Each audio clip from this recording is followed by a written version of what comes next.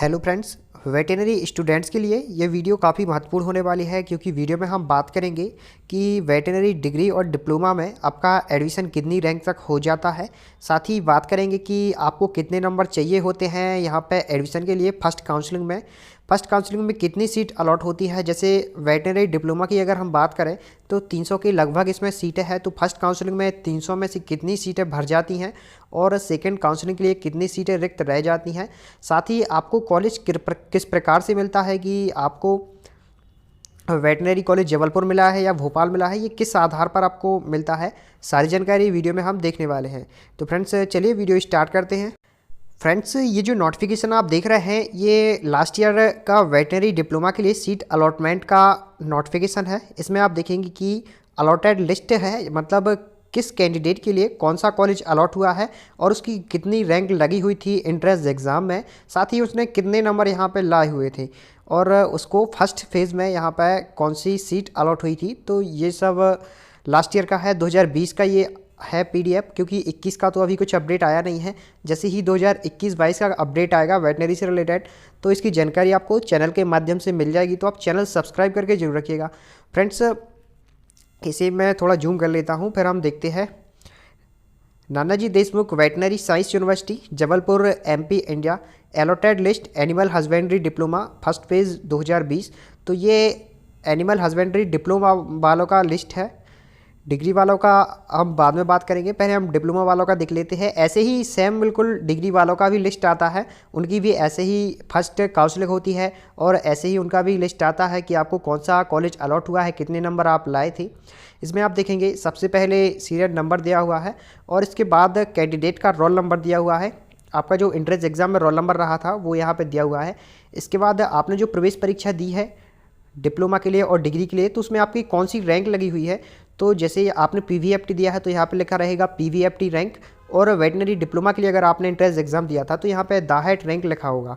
इसके बाद यहाँ पे टोटल मार्क्स लिखे होंगे कि आपने 100 में से कितने नंबर यहाँ पे लाए हुए हैं। और जब आप काउंसलिंग अपनी कराते हैं तो फ्रेंड्स आपको कॉलेज में प्रीफ्रेंस भरना पड़ता है कि आप किस कॉलेज को चाह रहे हैं। अगर आपकी अच्छे नंबर आए हैं, अच्छी रैंक आई है, तो वही कॉलेज आपको मिल जाता है।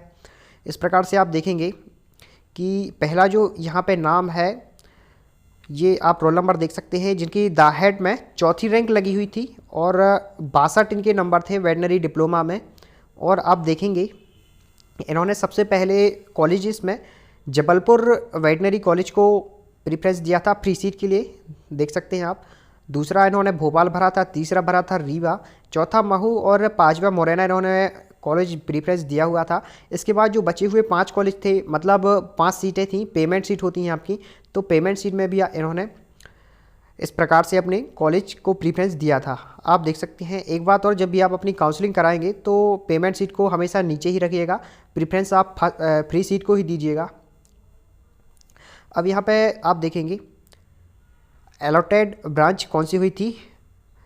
फर्स्ट पेज में इनके लिए वेटनरी पॉलिटेक्निक कॉलेज जबलपुर ही मिल चुका था। जनरल ओपन कैटेगरी के कैंडिडेट थे, क्योंकि आपको पता होगा कि आरक्षण यहाँ पे मिलता है जो भी कैंडिडेट अच्छे नंबर लाते हैं और जिस कैटेगरी से होते हैं, अगर उसी कैटेगरी की सीट खाली है तो ही वहाँ पे सिलेक्शन मिलता है। इसके बाद दूसरा नाम आया था, यहाँ पे आप देखते हैं रोल नंबर ये दिया हुआ है और रैंक उनकी दाहेड में थी 14, जो कि 48 नंबर लाए थे। आप देखेंगे इस प्रकार से सिलेक्शन होते हैं 48 नंबर पर। इन्होंने केवल फ्री सीट ही भरी थी, 5 इनको फ्री सीट देखेंगे आप। प्रीफ्रेंस इन्होंने दिया था सबसे पहले महू कॉलेज को, फिर जबलपुर, इस प्रकार से। और इनके लिए महू कॉलेज ही अलॉट हो चुकी थी, जो कि जनरल ओपन से थी 48 नंबर में। अब इसके बाद बात करेंगे तीसरे नंबर पर, तो आप देखेंगे दाहेड में 16वीं रैंक थी, 48 ही नंबर लाए थे। अब हम बात करेंगे नीचे जाके कि कम नंबर पर कितने कम नंबर तक सीट अलॉट होती है। आप देखेंगे 68 रैंक 41 नंबर पर फ्री सीट मिल जाती है। देखेंगे जनरल ओपन को वेटनरी पॉलीटेक्निक कॉलेज जबलपुर, यहाँ पे 33वें नंबर पर कम से कम कितना नंबर पर सिलेक्शन होता है दाहेड में, ये हम देखेंगे 39। और कैटेगरी पर भी डिपेंड करता है कि आप किस कैटेगरी से है, उसी के आधार पर यहाँ पे आपको एडमिशन मिलता है। 39 आप देख रहे होंगे। 38 नंबर पर आप देखेंगे एसटी कैटेगरी के ओपन कैंडिडेट के लिए यहाँ पे कॉलेज अलॉट हुआ था फ्री सीट के लिए।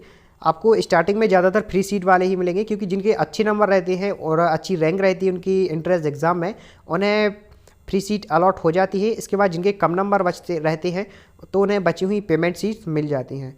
इस प्रकार से आपका कट ऑफ आता है, सीट अलॉटमेंट आता है। ये काउंसलिंग जब आप कराते हैं उसके बाद ये अपडेट होता है। इसमें फ्रेंड्स हम अगर बात करें सबसे नीचे की, तो आप देखेंगे 21 नंबर पर भी कॉलेज मिल जाते हैं। देखेंगे, अब हम देखेंगे किस कैटेगरी के कैंडिडेट को 21 नंबर पर कॉलेज मिला था। इनकी वेटनरी डिप्लोमा में रैंक थी 3468।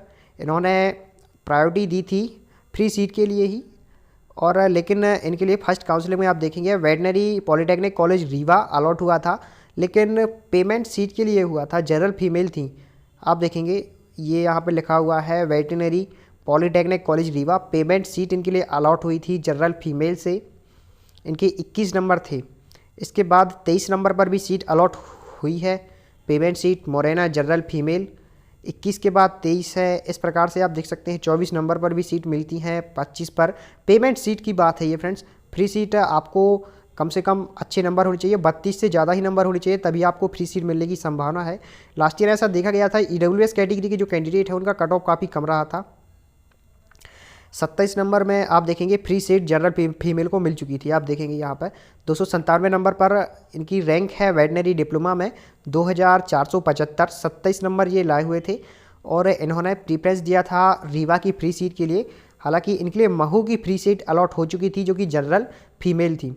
आप देख सकते हैं इस प्रकार से सीट अलॉट होती है इतने नंबर पर फर्स्ट काउंसलिंग में। जब आप यहाँ पे डॉक्यूमेंट वेरिफिकेशन करा लेंगे और अपना फीस भर देंगे फर्स्ट ईयर का, तो आपको यहाँ पे फिर सीट कंफर्म हो जाती है और आपका एडमिशन यहाँ पे हो जाता है। आपका फीस भरने से पहले ये लिस्ट जारी कर दिया जाता है नानाजी देशमुख वेटनरी साइंस यूनिवर्सिटी के द्वारा।